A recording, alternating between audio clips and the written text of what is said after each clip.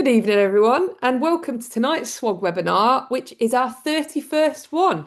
Thanks for joining us. This evening, we're delighted to welcome Andrew Clark, Head of Forestry at the Sylva Foundation, who'll be talking to us about woodland management and introducing myForest, the online platform for woodland management. Andrew will guide us through woodland management plans, grants and initiatives, as well as giving us a live demonstration of how myForest can help you map, record and manage your own woodland. There'll be time for questions at the end, but pop them in the chat as we go along and we'll both keep an eye on them. And without further ado, it's my pleasure to hand over to Andrew. Andrew, the floor is yours. Thank you very much, Sarah. Right, thank you everyone for taking the time to come and see my presentation. I will make sure that I click on share screen so that you can actually see what I can see here. That's a blunder that I've made already. All right. If I can just get a thumbs up from somebody when you can see. It says you're sharing your screen. It will come to light in a minute, I think. I just hope it's the right screen. You're in business, so we can see it. Okay, so it looks like the right screen to you then, does it, Sarah?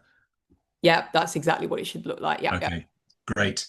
Thank you very much, Sarah, for the intro. As you may have gathered, I'm trying to preserve my voice here. I've come down with something today, so my voice is not in the best of shape. So I've actually recorded a voiceover for my slides to try and preserve my voice for later on. So it's going to sound a bit odd because it sounds as if, I think somebody said to me, my microphone sounds as if I'm recording in a toilet sometimes, which isn't really very complimentary about my sound setup. But so I apologize in advance for any kind of slight quirks with the sound. But at least it might mean that I've actually got a voice left by the end of the webinar. So very quick intro to the Sylva Foundation. I won't go into a lot of detail, but we are a national charity that promotes woodland management and increasing the use of homegrown timber. So I hope that those are sort of aspirations that are close to the heart of lots of the people here. And so broadly to help ensure woodlands achieve their potential in terms of benefits they provide to society and the environment and the economy too. So our flagship product is myForest, which, as Sarah said, is an online woodland management platform. And it helps users from small woodland owners like yourselves right through to professional foresters managing thousands of hectares to map, record, plan, and present all they need to manage their woodlands more efficiently and effectively. So firstly, I'm going to go through a presentation which should take about 20 minutes. As I said, I'm sorry that this is going to be pre-recorded, me, voiceover Andrew, but it's going to hopefully mean I can preserve my voice. And then I'll show you a live demo in myForest afterwards, covering some of its most useful features, and we might see an area that's known to some people here. And then there should be, yes, hopefully 10 or 15 minutes time for questions afterwards, any that you've put into the chat or that you think of during that time. So without further ado, I will click on get started and hopefully you'll be able to hear voiceover Andrew and we'll take it from there. Robot Andrew, take the floor.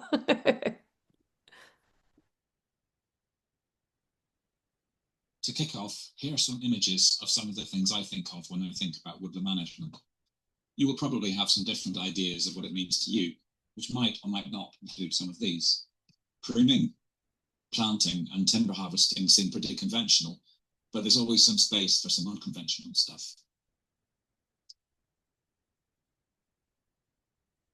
To add some context to this webinar, I'm going to start by introducing the UK Forestry Standard, as it's fundamental to woodland management in the UK. The UKFS is the gold standard of sustainable forestry or woodland management. It uses the words forest and woodland interchangeably, so I'll be doing that too. It's a large, complex document, over 120 pages, so I've taken some key extracts that hopefully distill it down to its core message and how it's applied.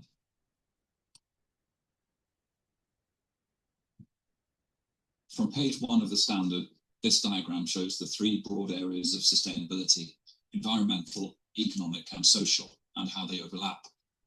You can see that resilience is at the core of all 3. If you want a good overarching reason to manage a woodland, it has to be this one. Without resilience, our forests don't have much of a future, and I'll talk about some of the reasons later. I've gone through all of my photos in Google Photos with the help of Gemini AI, and I've picked a few for each of the 3 areas that I think are representative. Hopefully, they'll help to illustrate them better in a woodland context than just words and Venn diagrams. Starting with environmental, or biodiversity if you prefer.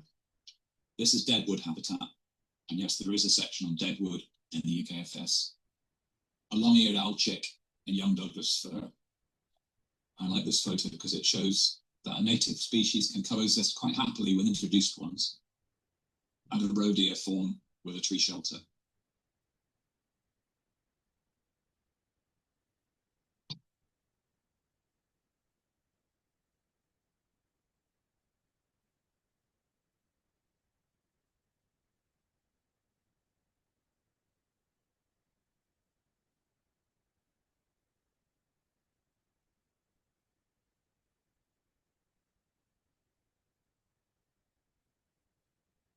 I hope you liked that musical interlude. So next in the diagram is economic. What the forester in me wants is prime Douglas fir saw logs like these. What the forester often gets is firewood. Of course, there are other ways of generating return from woodland. The third element is social. I really should have a photo of a forest school here.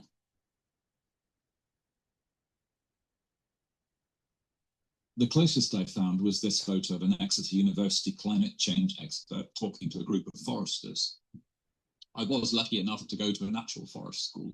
My primary school was in the New Forest, with the village green as our playground and the forest as our backyard.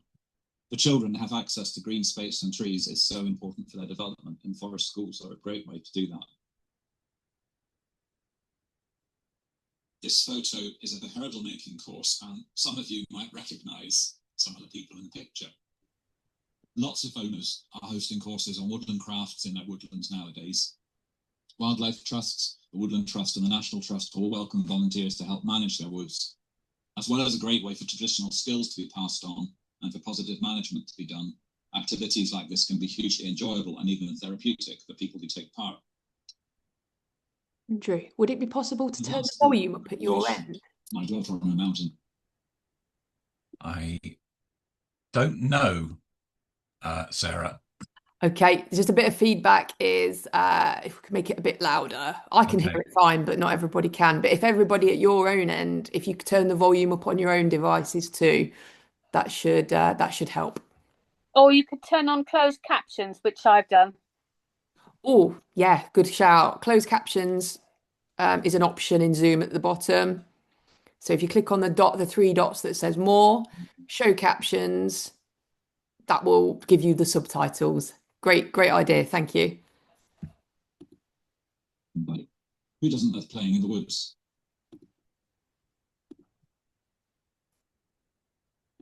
These are some of the key foundations of the UK Forestry Standard that I've highlighted in bold. So 4 takeaways. Woodland management is long-term. We're just custodians. Plans need to be able to respond to threats such as the changing climate and pests and diseases. The standard recognises there's a huge variation of woodlands. Each needs its own approach. It's a technical standard. Seek expert advice if you're unsure.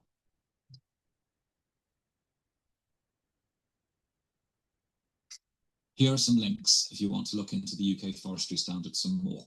I've given these to Sarah to share with anyone who wants them. Firstly, this is the .gov webpage with the official UKFS guidance and a downloadable PDF. The official download doesn't include bookmark chapters, so it's quite hard to wade through all 120 plus pages of it to find what you need. We've broken it down into its chapters, so you can download them individually here on the myForest website.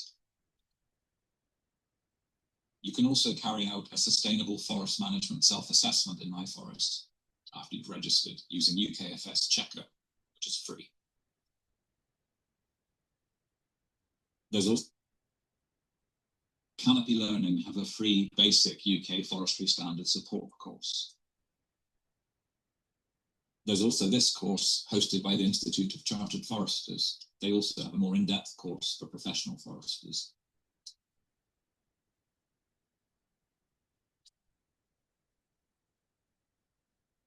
Environmental. No. Here. Sorry about that. Before I get into myForest, I just thought I'd recap on why you should manage woodland. It's worth remembering that the terrestrial environment in the UK has been managed for thousands of years, and the various natural ecosystems aren't capable of functioning naturally without intervention, as they've already been so modified and fragmented. Getting neglected woods into management is now part of government policy. Woodland is considered to be being managed if it either has an approved woodland management plan or a felling licence has been issued. Based on these crude metrics, about 50% of privately owned woodlands in the UK are managed, so we have a lot of ground to make up. So here are the three pillars again, along with a few more photos. Environmental. Here are examples of native plants, deadwood habitat, birds, animals, and veteran trees. You can just see my boots in the photo of the roe fawn. Managing woodland with deer can be challenging in many parts of the UK, which we'll touch on shortly, but it can be done. Here, we're growing French provenance oak. So in this photo, we have environmental and economic sustainability, if you remember back to the Venn diagram. More southerly provenances of oak are more likely to cope well with a warming climate. The second one is social activities like recreation, traditional crafts, and education. I already talked about some of these a bit. There are many more. This isn't a strong area of knowledge or experience to me, so feel free to suggest some in the chat. Thirdly, economic. A couple more photos here. Here's a load of firewood, which is realistically the best way to generate a return from the vast majority of historically unmanaged or undermanaged woods. And a brand new John Deere harvester, the wrong side of £250,000, and one really likes to see in large forests where the financial return is a prime objective. A lot of woodlands are unmanaged because it's simply too costly without some financial return. Although as a sector, I feel we should not be reliant on government grants. Small woods can be particularly uneconomical to manage, and this is where government grants can really make a difference.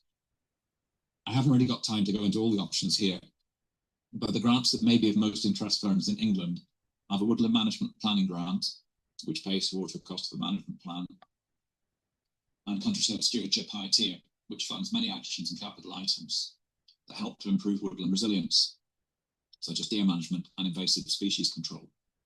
High Tier is now available for woods as small as half a hectare or just over an acre in old money. There may also be grants available in your area, such as Better Off with Trees, which can offer free expert advice for owners of woodlands in the Western Forest area of Gloucestershire, Wiltshire and the west of England. Unfortunately, woodland improvement grants are not as widely available in Scotland, Wales and Northern Ireland. Yeah. I mentioned how resilience is at the centre of these three main aspects of sustainable forest management. Now for some examples of threats which, if they're not managed, can jeopardise a woodland's potential to deliver many of the sorts of benefits we've been looking at.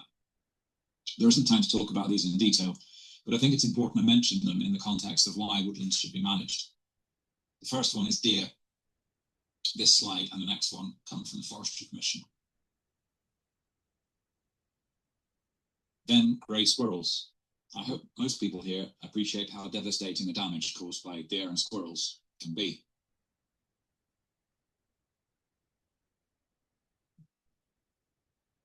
Next, a graph showing the increasing prevalence of pests and pathogens. In case you can't see the scales, this shows how many new forest threats have emerged in the UK since 1970. You should be able to see that numbers have been increasing more rapidly in the last 25 years or so, and I think that speaks for itself. Hymenoscyphus fraxineus, formerly known as Callara fraxinea and still commonly referred to as Callara or ash dieback. You'll have all seen how quickly ash dieback spread, and there's been huge coverage in the media, rightly so. This is Ips typographus, the 8-toothed European spruce bark beetle, currently causing havoc on the continent, and we're going to great lengths to try to keep it from doing so here. Last, but certainly not least, wildfire. Again, incidences have been increasing with increased temperatures and summer droughts. With the summer we've been having in many areas, I couldn't leave this slide out. I hope I've highlighted some of the threats faced by woodland, and that as owners and managers, we can all do our bit to help deal with them. Now I'm going to show you some of the features of myForest that can help you manage your woodland.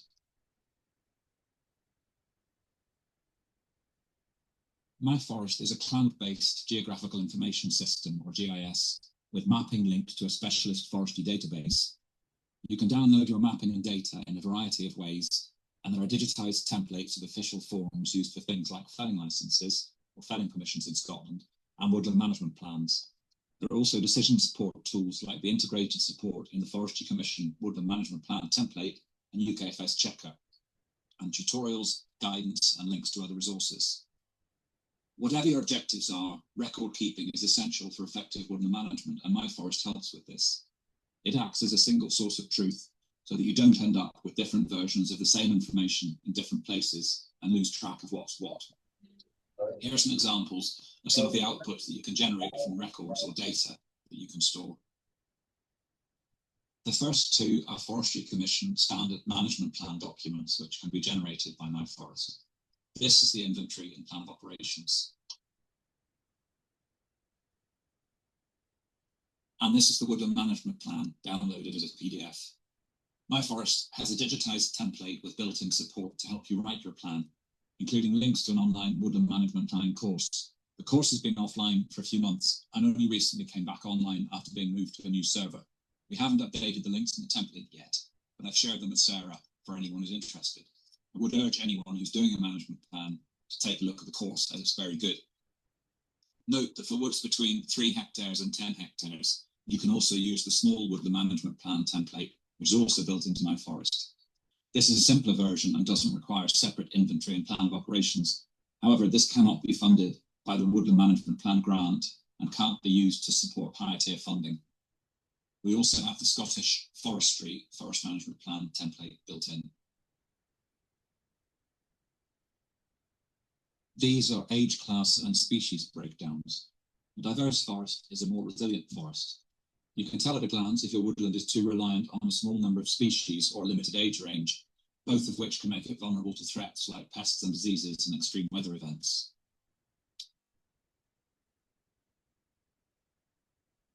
myForest uses long-established conventions with records organised into 3 hierarchical units. I'm going to quickly run through what these are and how they relate to each other using screenshots from myForest. At the highest level, the forest management unit, or property, usually consists of 1 or more individual blocks of woodland under the same ownership and management and in the same geographical area. At the next level, compartments are broad geographic areas of woodland, typically bounded by fixed features such as rivers, property boundaries, other land uses, or access tracks. Small or simple woodland may only have 1 compartment. Finally, subcompartments are discrete areas within a compartment which may be distinct in terms of their woodland type, permanent or semi-permanent boundaries, or their management objectives. Changes in species, age class, ground conditions, and so on typically form the divisions between them. Subcompartments are a fundamental concept in forest management and are key to producing a coherent, holistic management plan. You can also record features in myForest. Features are used for other physical features that you may wish to record, such as habitats, infrastructure, or historic environment assets. Subdividing your woodland is a critical part of woodland management and planning. It underpins how you go about mapping your woodland and storing data.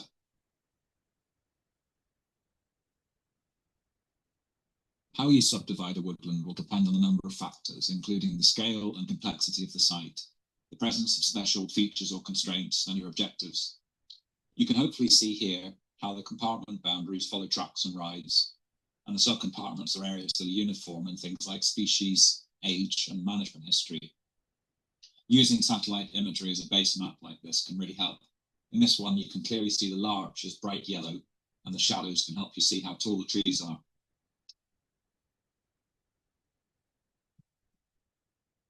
Compartments and subcompartments are identified with numbers for compartments and letters for subcompartments. You should aim to map and identify all your woodland in this way, even if it is small or has a simple structure.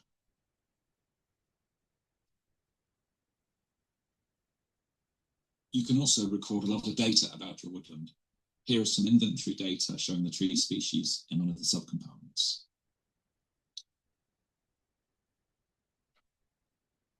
Just before I move on to a live demo, here are some useful links for finding out more about woodland management. Sarah will be able to share these.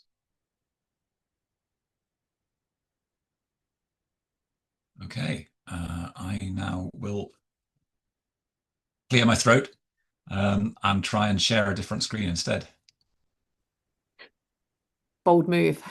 Yes, well, I've obviously failed already because I've just come back to the main. Right. No pressure. There's just 68 eyes on, well, 68 times 2 eyes on you. Is it 68 pairs of eyes we've got now? Wow, that's a lot. Okay. I've selected where I want to be. I just have to pick the right one and zoom now. Panic over. It's sharing again. I wasn't panicked, Sarah. You might have been panicked. No, I wasn't. Okay. So this is myForest. I've signed into an account. I mean, I can just show you this, but I don't think anybody here is going to need to have quite as many properties as this. This is a test account I use for work. Some of the properties are real, some of them aren't. Sarah very kindly shared some details of a woodland called Made Wood with me. So I've set up a property in myForest called Made Wood. And it's taken me to, I guess, the postcode for the woodland, which is presumably not spot on where it is in fact. But I have taken a note, because I was on this before, of the grid reference, and I should be able to type that in, and it should take us to the actual, roughly the center of the woodland. And it hasn't, because I've mistyped it. Excuse me a moment.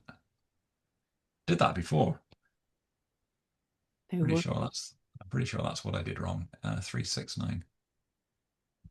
No. I'm going to have to search around here, Sarah. Do I go west? Where am I? A minute. What we need is I'm in Derby. We need Simon Mills, who is on the chat. We need him to. I obviously wrote down the wrong grid reference for this. I could have sent the wrong one. I remember where you are. This is where you are. Yeah, okay. This looks right. Yeah, okay. So that, sort of shows you what you can do in terms of exploring around the map and things like that. I've got some notes here would actually say you may or may not know how to identify where your woodland boundary is on a map. It might not be as clear as this. So fortunately, in this case, for whatever reason, and this is the Ordnance Survey base map, I think I'm right in saying. I'll just check. Yeah. The subcompartments, or whatever you might call them, the divisions in the woodland, are actually quite well defined on the Ordnance Survey map. That's not always going to be the case. Hence, I was showing you before, sometimes it's useful, for example, to use the Google satellite view. In this case, it's maybe not as helpful. You can maybe see these rides or tracks here, but you can't see the divisions that run that way quite so well. So yeah, depending on what you need, really, you can use the base map that's most suitable. And I think in this case, for mapping this particular woodland, I would probably use the Ordnance Survey base map. Now, if you have registered with the RPA, this is in England, Rural Payments Agency, and you have what's called an SBI, a single business identifier, you can plug that straight into myForest and it will bring your map straight in for you. If you haven't, then you can just map using the tools in myForest. So I'll just very quickly show you how that works. So on the left-hand side here, this is the sort of menu structure of myForest and the different components. And you'll see at the top there, we've got compartments, and at the moment that's empty. So I'm going to start by adding a new compartment. This is just going to be a very quick run through. I'll just show you quickly how to map a woodland briefly. and then we'll go to a sort of a real life woodland and just show you what that looks like in myForest when it's sort of fully complete. As I said in the video, compartments usually have numbers. You might want to give it a name too. So Newark Gate, if you wanted to give it a name, Newark Gate, or whatever you choose, you could also put that in as a name. Any time that you're interacting with the regulator, whether that's NRW in Wales or Scottish Forestry or the Forest Service in Northern Ireland or the Forestry Commission in England, they will usually expect to see a compartment number. So that's the sort of convention that you follow. In this case, we've got a small woodland and it makes sense just to have a single compartment, but you still do need to identify that single compartment. So we've created the compartment, and now we use this 3 dots menu beside the compartment in the list, and we map the compartment. And this is a very simple mapping tool.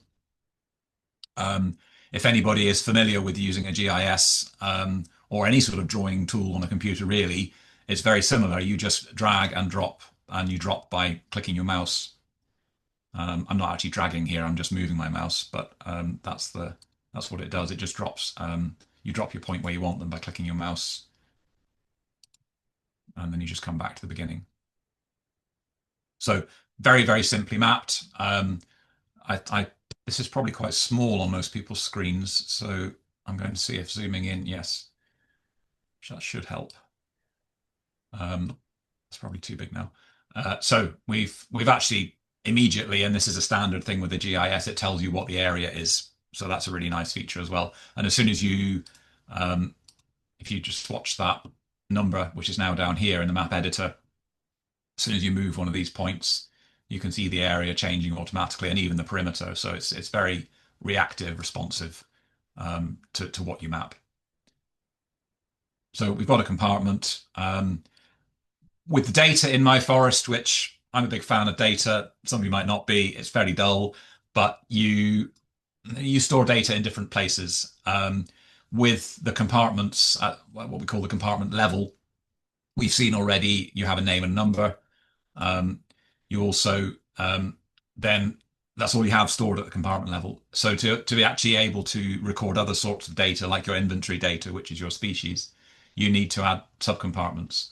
So, and then you do that by just clicking on the arrow there. So even if your woodland's very simple and you maybe only need one subcompartment, you can just map it to the same boundary as your compartment.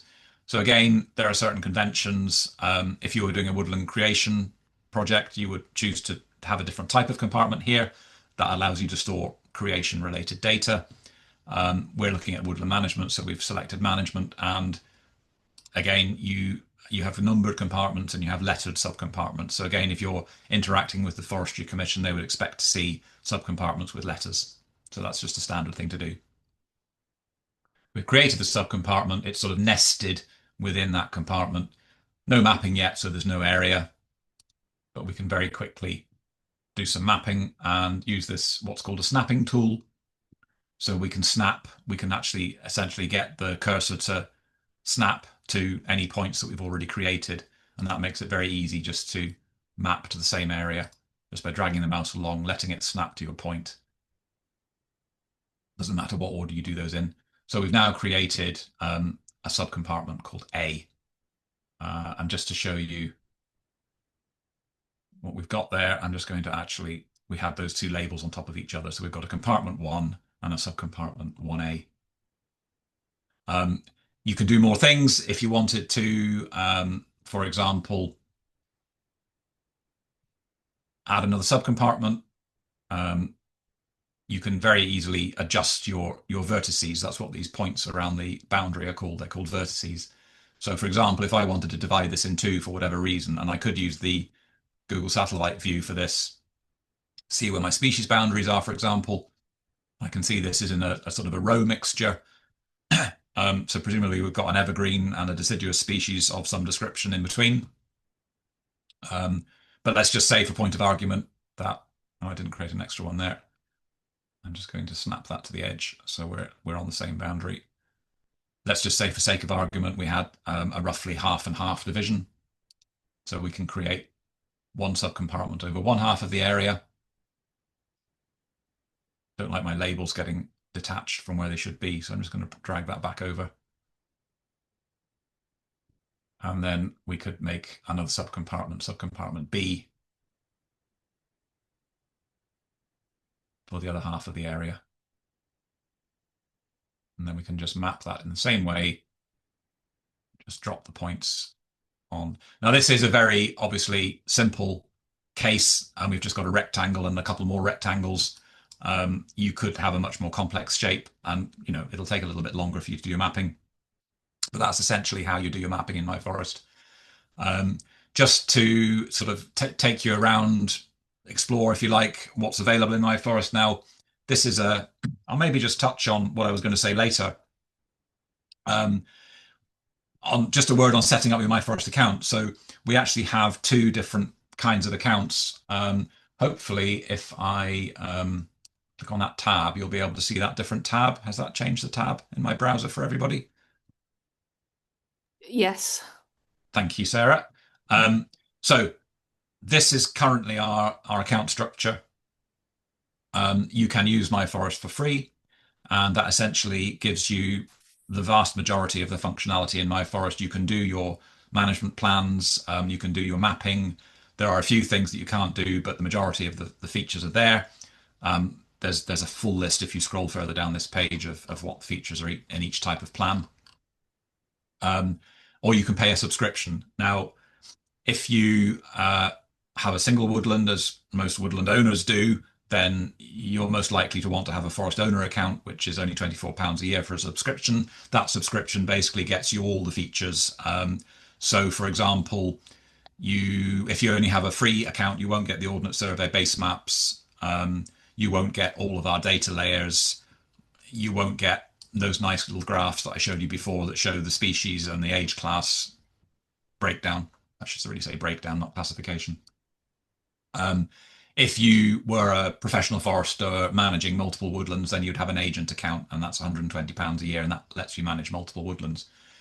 However, as of today, we've announced that we're switching away from this plan. So we actually now have a new page on the website about our new packages that are coming out. Feel free to explore these to sort of make your minds up about what would suit your situation best. But we, going forwards, are going to have two different versions of a owner single property account, equivalent really to our current free owner and paid owner. We're calling them basic and advanced. The basic package is, as it says on the tin, you get most of the stuff, but not everything. The advanced package, you basically get everything that's available. And for professionals now, we're calling the multi-property account the professional package. We are changing our pricing. And this is where sort of the reason that I'm telling you all this really now, because we're going to be offering some discounts. So some of you may already have a myForest account, in which case you'll have received an email from us today just explaining what's changing. If you don't already have an email account, sorry, a myForest account with us, if you sign up to a free account now, that is before we launch, then after we launch at the end of September with this new account structure, you'll get a 50% discount if you subscribe to either the advanced or professional. So instead of paying £75 for the first year, you'll pay £37.50. If you choose to sign up to a paid account right now, then you will also get a discount when, well, you'll firstly get access for a whole year for only £24 because you won't actually have to pay our new prices for a whole year. And then when your current subscription that you've just paid for renews, if you go with the advanced package, that'll be £75 a year. So rather than paying £75 in October, you're paying £24 in September, and you get those features for a whole year for a lot less money. So there are benefits to signing up now. All that is in our FAQs. So if you want to look on our FAQs, and there's a link to that from this page, then you can see what discounts you might get. So that was just to explain really why, if you look at an account on myForest, you may or may not see certain features. So this particular account I'm in is a paid account. So you get the full range of features. These are all the data layers that we have. These are all actually organized by the UK Forestry Standard chapters, which is a bit of a geeky thing, but that's how they're done. So you get, for example, Let's turn something on here. We'll see if there's any ancient woodland in the area where this woodland is. Just zoom out a bit. Not in our bit, I don't think, but like we have bands of cedar and oak. Is that the kind of thing that we would go in and put in, Andrew? Like, Well, yes. So you mean in terms of putting information into myForest? yeah, Absolutely. So yeah, so that's the evergreen that I can see. No, I was just really sort of showing people in case they weren't aware of sort of what data layers look like on yeah, a map. So I'm having to zoom out quite a long way to find any ancient woodland it's in like this. real life Minecraft or something. It's cool. Huh. Yeah, it is, and the way it loads. Um, okay, so we're not seeing any ancient woodland in the area at the moment, which is quite a surprise because there's maybe it's just because of the type of area you're in. Um, what else might we have? Have you got any suggestions as to a layer that might show up in this area, Sarah, since you know it? Um, Have you got any scheduled monuments in the area? oh, does that? Oh, I tell you what, it's because I've picked Wales, look. Oh, okay. I'll tell you who Ah, else. So I've got Sue Coombs, I've got Simon Mills, I've got Julie. Can you think of anything, guys? They're like a landmark in the area. well, what I'm going to do is I'm going to go to the biodiversity layer and I'm going to turn on ancient woodland for England because turning it on for Wales was a bit of a pointless exercise when we're actually looking at England. So we've got it'll actually show up better on the the map-based layer rather than the satellite view because you get more contrast. So there's an area of ancient woodland down there, for example. Okay. Oh, in Bunny. Yeah, okay, yeah. You know, um, and we also have rather a nice feature in England is that we have these historic environment layers as well. So if you've got historic registered parks and gardens in the area, for example, now these, they might just be of academic interest really, but if you had one of these and it was right beside your woodland, or your woodland was actually in one of these areas, then you would be restricted in terms of what you could do. It's a bit like planning restrictions. So if you were doing a woodland management plan, you need to be able to identify these sorts of features. So having them as data layers in myForest allows you to do that. So that's just an aside, really. So that's one of the things that you don't get all of if you've only got a free account. This is where you get some of these downloads that I was showing you. So the species breakdown, the age class breakdown, all that information comes from the inventory, which I'll show you in a moment. If you had a free account, you wouldn't get those. So it's just some of the examples of things that you don't get with a free account. We're doing for time. I think we're doing all right. So what I'm going to do is I'll just show you, it's actually the property that we had in the presentation. So it's essentially fully mapped and there's a woodland management plan written for it and all that's showing in myForest. So I can just show you what all of that looks like. I'll just quickly turn off these labels and turn off the features as well because they're a bit of a distraction.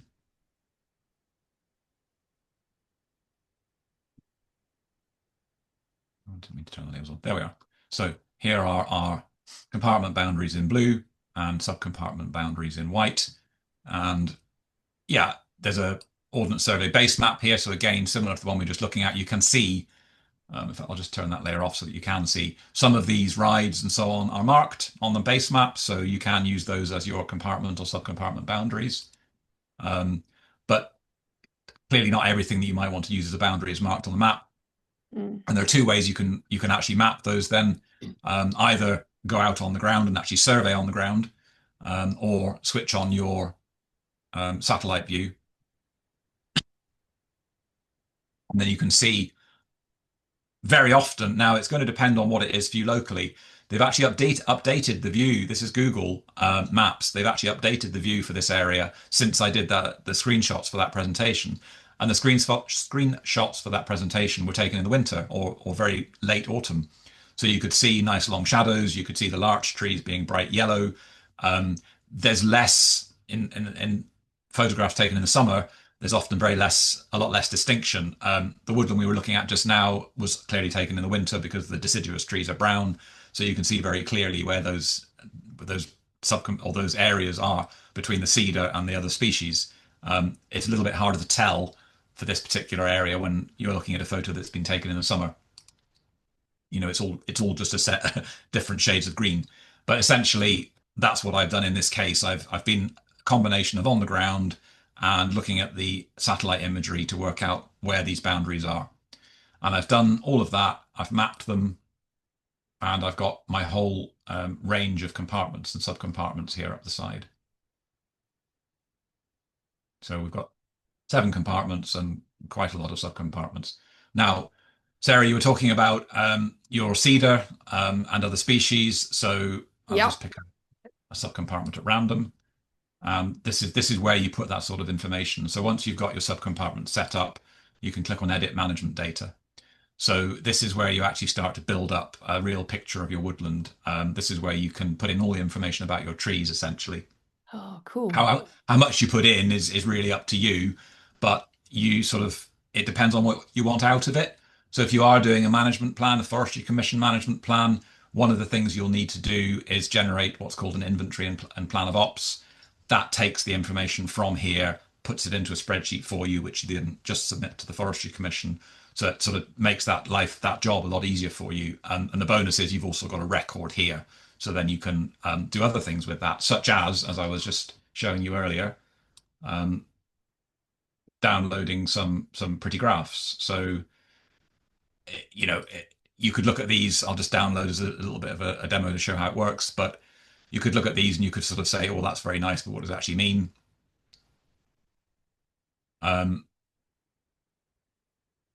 We've got a pie chart, and based on the information that I've put into myForest, and I'll just increase the magnification of that for you. It's obviously a lot of different species in this particular area, but it shows you essentially the proportions of the different species. And for example, for resilience, if you've only got 2 species in your woodland and you've got ash and you've got oak, and all the ash get wiped out by ash dieback, then you've only got 1 species. That's what we're talking about in terms of resilience.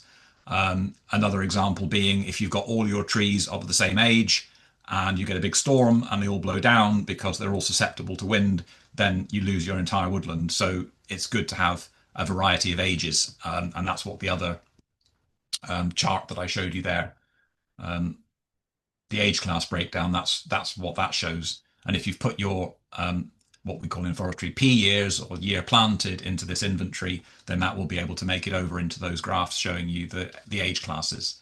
So it's a really nice pictorial way of seeing exactly what you've got in your woodland in a sort of a broad way. So that's what the inventory looks like. This is what the mapping looks like. I think we're just about done in terms of a very quick demo. There are lots and lots of other features in here. So if anybody wants to ask about anything specific, then I'd be very happy to try and answer your questions. Anything myForest related, I should be able to answer. Anything UK Forestry Standard related might be a little bit sketchy. Like I said, it's a big document, but I'll do my best. So yeah, I'm open to your questions. Thanks, Andrew. Do you reckon anybody's logged the great oak in the Sherwood Forest has died? Do you think anybody's put that in? Who knows? I mean, we do have big estates using myForest. So if I presume Sherwood, sorry. I don't even know who owns the oak in Sherwood Forest that you're talking. The major oak, is it? Oh, major oak, yeah. Yeah. I presume it's Robin Hood, but I don't know. Presumably it's Robin Hood, yeah. So if Robin Hood has mapped Sherwood Forest in myForest, then he might well have recorded that the major oak has died. He'd probably have mapped it as a feature and called it a veteran tree. That's what he's probably done. Okay. So yes, you can do all that sort of stuff. Right, let's have a look at these questions then. So Barry asks, I've applied for the Forestry Commission grant to write a woodland management plan. Does anyone know roughly how long a decision takes to arrive? I can't answer that for you. So when you apply for the Woodland Management Planning grant, you're basically having to apply through the rural payments agencies because they're the ones who administer these grants. A lot of stuff that you deal with the Forestry Commission, you can deal with quite quickly. You can speak to a woodland officer and deal with stuff. Unfortunately, the RPA, it's a little bit harder. However, if you do pick up the phone and ring them, and I've done that on numerous occasions, usually you can get through to somebody who can help you. So if you put an application in and you want to find out why it hasn't been processed yet or whatever, give them a call. That's what I would advise you to do. Thank you, Andrew. Helen says, if in Scotland and Scottish forestry it's built in, do we have the same for a forest management plan? So, right, thank you for that question. Yes. So we do have, as you'll probably know, in Scotland, you have the long-term forest plan, which is for areas over 100 hectares, which is a much less rigid sort of document. It's a much more sort of free-flowing document, if you like. They've got certain requirements, but they don't have a template. So we haven't actually digitized that particular template, but we do have what's called the Forest Management Plan, which is up to 100 hectares as a template. So yes, I can just show you what that looks like. Cool. You just create a new document, and it's very similar. I mean, I haven't actually shown you around the Forestry Commission one, but this is what it looks like in myForest. So you have different sections you click on, you fill in the information. This is basically collecting the same sort of information that you would be doing in the standard Word document that they use, but it's doing it in a nice digital form. You've got, if you run out of room, you can just make the boxes bigger, for example. I'm dragging that around my Zoom box, so that's why I went around in a funny shape there. So it's collecting all the same information, and then when you finish that, you download that as a PDF document, so you generate something that's just the same as the Scottish Forestry document. That's brilliant. Thanks for showing us that. Right. And do I need to be on the paid subscription to get access to that feature? No, or no? you don't. Right, okay. That's free. Yeah. That's cool. Cool. And just for anybody who's interested, this is what the equivalent one looks like with the Forestry Commission one. We did actually get some money from the Forestry Commission to jazz it up a bit. So we've got, this is called gamification, I'm told, when you get progress indicators. So you say, oh, I haven't quite finished that section. I'll get a gold star if I finish that section. So it's also sort of incentivized getting your management plan finished. And we've got little videos. And this is the course I referred to in the first bit of the presentation. These links won't work at the moment, but it's a really, really good course. It was developed by Cumbria Woodlands, and it's definitely worth a look. Definitely worth signing up for. Takes you through the whole process. Even if you're not doing a Forestry Commission plan, it still applies to plans in Scotland as well, because it's a UKFS compliant course. It'll be referring to the Forestry Commission one, but you can very much use it for the Scottish forestry plans as well. Oh, that's cool. This is the same thing. The guys at Cumbria, they're really nice. They've done webinars for us before. They're always really helpful. Yeah, no, they're a great crew. So it's the same thing. You get all the different sections that you would have in the Forestry Commission document in a digital format. And then you download that as a PDF, and it looks just like the Forestry Commission Word document when you downloaded it, only better. Because it's got the myForestometer.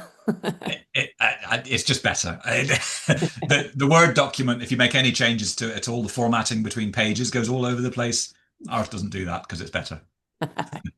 That's cool.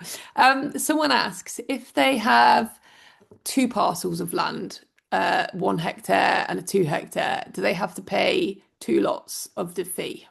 No. So where I was explaining at the start of the bit on myForest in the presentation, you can consider your forest management unit in UKFS speak to be really whatever you choose it to be. So even if you've got 2 blocks that aren't next to each other, you can manage them as 1 unit. And there's no reason why you can't do that as a single property in myForest. Okay, that's handy. I'm sure that would be music to Nigel's ears. Vicky says that they've been classed as ancient. Theirs has been classed as ancient woodland. So are they on it already? In terms of whether it's mapped as ancient woodland. Yeah, I think that's probably what Vicky's asking. Yes. Yeah. So all the I'll just zoom out a bit. Make sure you've got England selected if you're in England, or Scotland or Wales if you're in Scotland or Wales, obviously.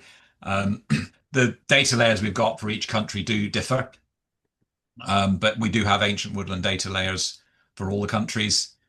So you can very quickly go on there, switch it on, and see whether it's showing for the particular area. But these data layers, they come from, if you like, official government sources. So the ancient woodland one is actually a natural England layer. The ancient woodland England layer is a natural England layer. So we just bring that data straight in. So if it's mapped on their system, then it'll be mapped on our system. Okay, thank you. Helen, you've got your hand up. Unmute yourself, ask your question. Oh, it's me again. Sorry. It was just when Andrew said, if there's anything you want me to show you, yes, let us know, ask a question. I just wondered, I don't know whether I missed it or you haven't shown us yet, but how do you put a data set in? I didn't quite get that. I saw that you had data sets, Yep. and I know that you can do it, but how do you start off putting data sets in? Because I've got the mapping done and the features, but I haven't put any data sets in. I didn't know you could do that till tonight. Okay, so are you talking about this inventory data that I was showing you? So the tree species and planting years and things like that? Yes, exactly that. Right, well, let's go back to made wood. So, depending on how you would, if you were doing this yourself, you might choose to subdivide by species. So you might say, well, this is all Western red cedar here, so I want to have a subcompartment that's just Western red cedar. I probably wouldn't do that because it's essentially a mixture. It's just a mixture of several rows of each species. So when you want to put that information in, you go through this 3 dots menu next to your subcompartment, Helen, and you go down to edit management data. And then it's the same table I showed you just now. It's just there's nothing in this one. So let's say, for example, that we've got 50%. We'll pick oak. So you just go with the drop-down menus, put in more information if you know it, or if you choose to. It was born in the 50s. Here you go. We'll go for 1952. And then we'll say that this is a fairly classic sort of nurse mixture for oak, planting a conifer in between the rows of oak. I don't actually know if this is oak in this woodland. Cedar and mixed broadleaf. Yeah. Why am I not? I'm not remembering where to find Western red cedar. It's on its own. There it is. Right. Okay. So it is oak and Western red cedar. Thank you. I guessed it was. There's some grand fir in there as well, and lots of sycamore interspersed. Yeah. So how much detail you record is kind of up to you. It depends on what your management needs are. So you have this mixed option. So if you just had a small amount of sycamore or whatever the broadleaf species in, you could put mixed. You've also got, if you wanted to put the fir, you could put that in as the species and say what the percentage is, or you could just say that it was mixed conifer and leave it at that. It really depends on what your needs are. If it's just for your own records, it's entirely up to you. If you're doing a management plan or a felling license application, then the Forestry Commission might need certain information on what species you've got and what volumes you have and things like that. We had the Forestry Commission come and do a survey on our wood. So they gave us quite accurate quantities of each species. Yeah. Well, that's great. You can put that information in here, and then you can use it for, as I said before, you can use it for all sorts of different things. So just if you like, Helen, to sort of show you what other stuff you can get out of this, I'll just save what I've put in there.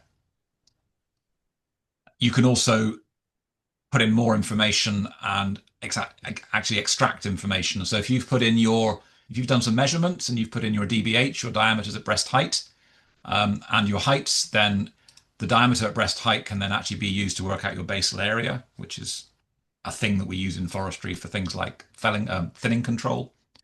And if you've put in your height and your diameters, it'll calculate your volumes for you based on the Forestry Commission Blue Book tables. You can also apply for a felling license, not apply for it, but generate the files that you need to apply for a felling license, essentially, in myForest. Now, this is a paid feature, so if you have a free account, you won't be able to do this, but it's a very neat feature that lets you apply for a felling license using FLO, Flow, a felling license online site. And if you're in Scotland, you can do the same. It's not online, but you can generate the application in myForest. And this actually uses the data that you've put into your inventory, so that we've put those 4 species in, and it allows me to select from those 4 species when I'm completing my felling license information. So that's all linked together. And finally on here, we've also got this work program. So this is a really nice way of recording work that you've done and work that you've got planned. So this does also link with that Forestry Commission inventory and plan of ops. The plan of ops part comes from here, but we can also use this. This is a bespoke thing in myForest, if you like. You can check the complete box when it's actually been done, and then when you download your work program in myForest, that has two tabs in the spreadsheet, one of planned operations and one of completed operations. So it's a really nice way of tracking what work you've done in the woodland. We've, digressed. Right, we're on our 5-minute warning. Warning sounds so ominous. So here's a question. Once you've done this, like let's say we've mapped it all out and we've put in all our bands, who can access the data entered by an account holder? Okay, so you can obviously access your own data yourself. If you, and this is not necessarily how it's going to look for everybody. If you have, as it is at the moment, an owner account for one property or an agent account for multiple properties, you can actually share your property. So you can basically share it with anybody. If you enter somebody's email address in here, they'll get an email saying such and such a property has been shared with you. If they've already got an account, it'll appear straight away in their account if they're an agent with multiple properties, but that won't happen for owner accounts because you've only got one. If they haven't got an account already, it'll say click on here to register for an account, and then when they've registered for an account, that shared property will appear for them. Things are going to be a little bit different under the new setup with packages. If you've got a basic account, then you won't be able to share. You'll have to pay for an advanced account to be able to share your property with someone. But yeah, it means that you could, for example, if you're doing a woodland management plan and you want to share all your information with the woodland officer, then you can share it with them and they can look at your plan and everything in myForest. If you want to do a consultation with the local parish council or a neighbour or whoever as part of your management plan, you can just enter theirs as well. Friends, family members, basically, yes, you can share your property just by using their email address and then they can see it in their own myForest account. Okay, that's handy.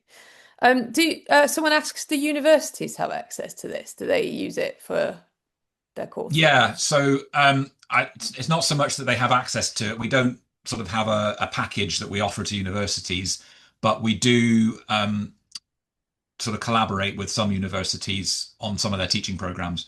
So I've done some GIS teaching for SRUC, Scotland's Rural College. My colleague Paul has done some teaching at Harper Adams University. I've got connections with Bangor University because I studied there, but we don't actually have any sort of formal arrangement yet. But yeah, we very much are encouraging educational establishments to use myForest because it's just a really, really nice tool to learn about forestry management with. It's just got, because even with what we've got in terms of the extra stuff, if I just very quickly show you, we're developing these resources as well. So we've, as I said, we've got the UK Forestry Standard chapters all in our resources section. We've got instructions on how to measure trees. We've got just all sorts of resources in here. So yeah, there's lots to look at, and we've got a lot of guidance videos on our YouTube channel as well. So there's lots to explore there. Oh, great. Go back to the right. Where was I? Which tab was I in? You're in a different one, but worry not. No. Fret not. So if we have Let's log back in again. Oh, let's have this as our final question. Okay. Fiona asks, would the plan need to include shrubs as well as rhododendron coverage if the management plan is then being the removal of it? Would you track it for priority? Yeah, so if you've got an invasive species like rhododendron, yes. If you're wanting to remove that, if you're wanting to remove that as part of your management, it doesn't have to be actually mentioned in your management plan. There's no obligation to, because it doesn't need a felling license. It's not a protected species or anything like that. However, if you wanted to apply for funding, if you're in England and you're eligible for the higher tier funding for rhododendron removal, then you do need to make sure that it's mentioned in your management plan, because anything that you apply for funding for has to be present in your management plan.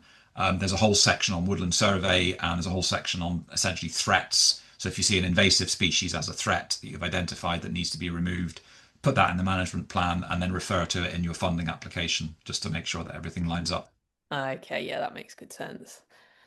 Okay, I think this has been a very active chat tonight. I think people have really got a lot out of this, and thanks so much for using our bit of woodland. And thanks so much, Andrew. I'm sorry, haven't been able to answer all the chat, or I haven't actually seen what's been going on.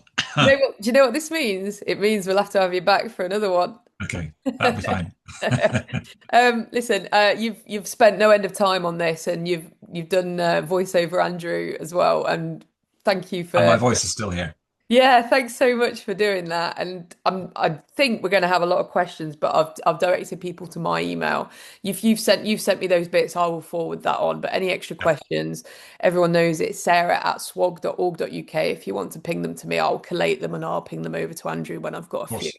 So we're not bombarding you when you're healing from your sore throat. I look forward to reading them. Thanks, Andrew. Thank you so much. And no doubt we will cross paths again. And yeah, I think we'll sign up. And thank you, everybody, for your questions. And I'll see you all very soon. Take care. Thanks very much, Sarah. Thanks, everyone. Cheerio, everyone. Good night. Thanks. Bye-bye.